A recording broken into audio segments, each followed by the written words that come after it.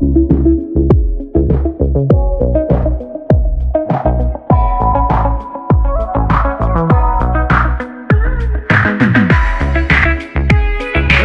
back to the channel, Being a Fine Figure here, and today we will be unboxing another Christopher Reeve Superman 78 version. This time it is the Mcfarlane's DC Direct Page Puncher Superman from the comic book of the movie. I guess they must have done back then, or is based on that particular comic book. And again, it is the same Superman. It's exciting because this is my favorite Superman of all time. It is the same Superman we just recently unboxed from the Mcfarlane's Collector's Edition. It just has the shading and it gets that like little comic effect, comic look. But, you know, it's 78, so it's exciting. Again, me not being a fan of the shading, but I think I can live with this because it doesn't actually look too bad. But anyway, as we do here on the channel, we're going to quickly unbox this figure and I will be right back. All right, now that the figure is unboxed and out of the packaging, we will quickly go over the accessories. And of course, just like every other Mcfarlane, is either DC Multiverse or DC Direct, comes with a stand. Now, this is, again, it's very similar to the Superman we just unboxed, the Collector's Edition, except that Superman got the flight stand, and this one does have the regular the stand, basically, the regular one. And then, of course, trading cards also different. The other one had an image of Christopher Reeve, the same one as the one they had in the back of the box. This one here has a nice image of the comic version, plus Brainiac in the background there with a little image of the Daily Planet. Take pretty cool. Hopefully we'll get a Brainiac or a Lex Luthor or a Lois Lane from this wave. It would be good. And then, of course, the page punchers come out with the nice comic book there. And there he goes, Lex Luthor there, Gene Hackman, and Margaret Kidder. And then Brainiac. It would have been cool if that would have been Superman 3 or 4, you know, because those were the least loved versions of Superman from that series. Everybody loves Superman 1 and 2. I was a fan of 3. But didn't quite like the story on 4. I mean, it was just stupid. Let's admit it. It was stupid. But we do get a nice original comic. It kind of takes the story and just twisted it up a little bit. And of course, it's got Brainiac. So it'd be a nice read. So I'm definitely going to pick that up because I don't remember that one back from then. I know it's only one. So I guess we'll just have to deal with the one story. And now he does come with the same amount of hands, which begs to differ. I paid $22 for this, $30 for the other one. The only thing that was different from the other one was the flight stand. And then the extra head, I mean, was that flight stand and the extra swappable head and worthy of another $10? Who knows? But anyway, the hands he's got like that open hands. He's got the grip hands. He's got a couple other more. The same skin tone. He's got that flight hands like the other one. He has the 2 fists, which is, I like to display them with the fist.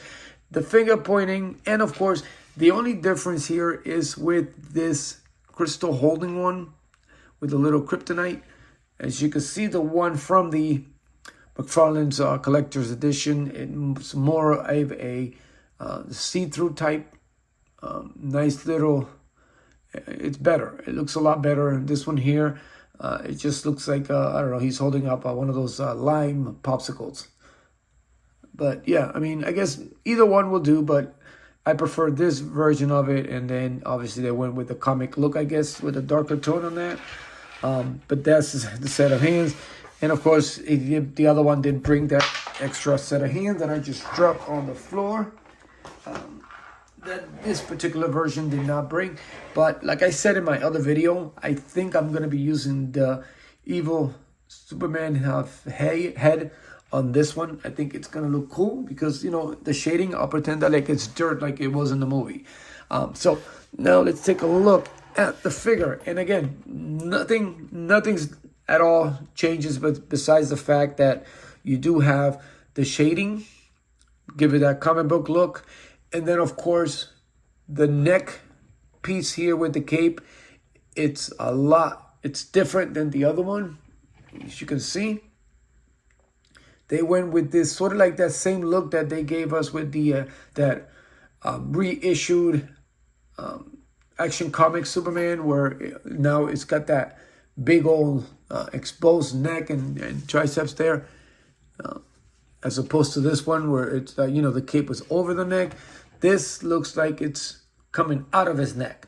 So that was a failed for me right there. They should have just kept it the same and then just did the shading. This part of it, I don't understand. As you can see, it's clearly, it looks terrible. Here, it was perfectly done, just like the movie. Here, I don't know why they decided to go with that. But it's just kind of ruined the figure, I think, for me in the back. I mean, that just looks terrible. It really does. Other than that, I mean, can't really complain about it. I like this, so this is the look. The S, I like the detail of the S. It really, I mean, they really went for that comic look. So you got that nice animated type look of it. It looks really good. All the shading. Oh, these arms. Oh, this figure's a lot looser than the other one. Oh yeah, this is really bad. The legs are pretty sturdy. Another thing is the way that the leg was bended into the packaging. I don't know, for some reason it created stress already there on the knee. So I'm kind of glad I got it out and straightened it up, trying to fix it up a little bit. So I think the way that it was exposed up this way, it created the stress because it wasn't really bending to the back. They kind of like forced this up, I guess, to try to force the knee forward. So now I have the little stress mark there on that knee.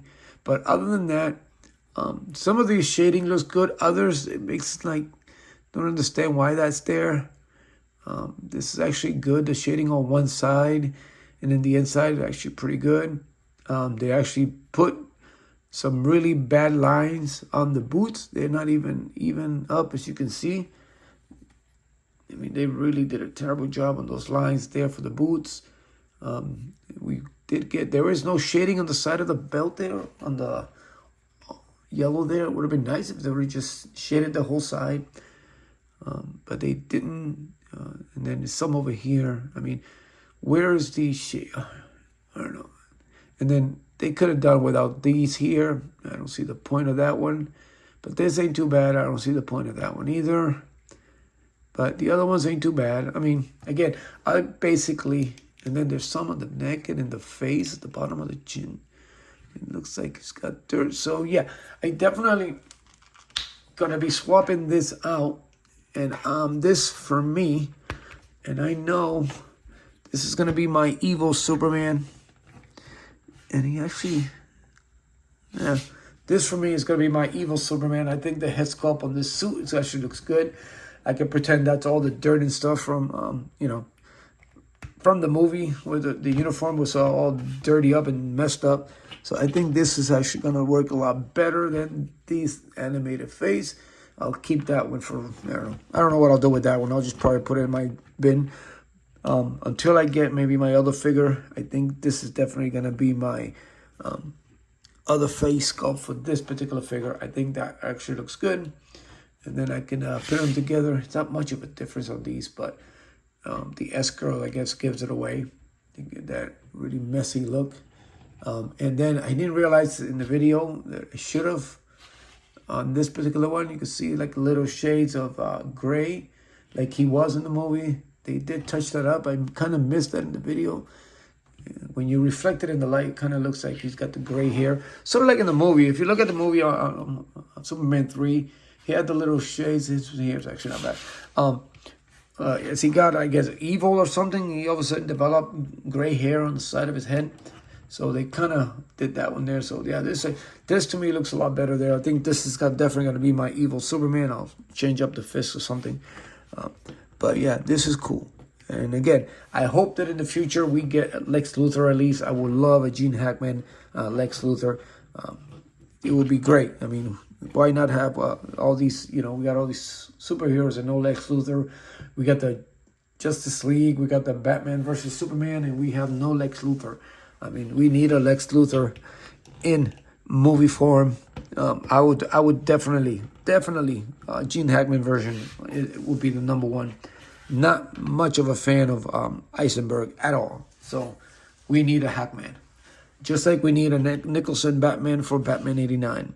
But yeah, again, the shading on it in most spots, it looks good. I definitely not going to be using this head sculpt on him. I'm definitely going to keep that head sculpt. He does look like the dirty old Superman. And then, of course, this one, best they ever done. The coloring, the details of it. The cape, I like the fact that at least the cape actually looks a little longer here. As you can see, it's a little longer due to the fact that they decided to go with this little neck, version of it. They should have just kept it the same. But again, it is a comic book, I guess. I don't know. It just doesn't make sense. Even in the comic books material, it should have just been a regular. I guess they try to make the figure different. But it is what it is. Still my favorite Superman. No one's going to top that in my mind. And I'm glad we got 2 versions right off the bat of Christopher Reeve, because it has been due. It is long overdue. So anyway, guys, thank you for tuning in. I hope you enjoyed the video. And as always, continue to support each other. Continue to be a fine figure. And I will see you later.